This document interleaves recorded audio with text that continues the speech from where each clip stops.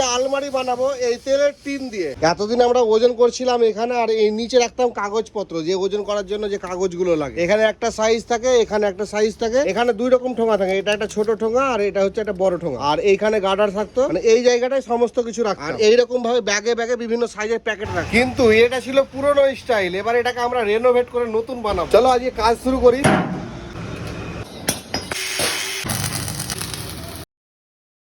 Finally আমাদের আলমারি আবার রেডি হয়ে গিয়েছে। এই জায়গাটা আমাদের ওজন করার যন্ত্রটা থাকবে, এই টুলে থাকবে না। আরো একটা জিনিস বানাচ্ছি, সেটা একটু পরে দেখাবো তোমাদের, রেডি হোক তারপর। ঠিক তার পাশেই কিন্তু এই জায়গাটা আমি আলমারিটা লাগালাম। এখানে এক একটা ঘরে এক একটা আইটেম থাকবে।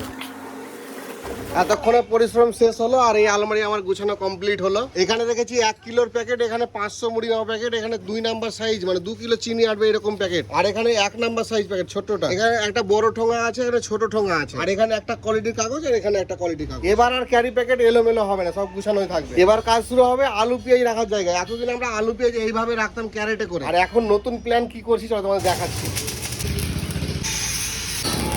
রেডি হয়ে গেল আমাদের খাঁচা। এবার থেকে আলু থাকবে এই জায়গায়, আর এখানে থাকবে পেঁয়াজ। এই জায়গাটায় কাঁটাটা রাখলাম আর এই জায়গাটা ফাঁকা রাখলাম, কারণ এখানে জিনিসপত্র রেখে আমাদের ওজন করতে সুবিধা হবে। আর যত ধরনের লুজ আইটেম আছে সব কাছাকাছি রাখলাম। এখানে লুজগুলো কিছু থাকলো, এখানে আমাদের মুড়ি থাকলো, আর এখানে কাঁচা সবজিগুলো থাকলো। আমাদের আজকের মতো রেনোভেশন এইটুকুই। কেমন হলো অবশ্যই কিন্তু কমেন্টে জানাবে।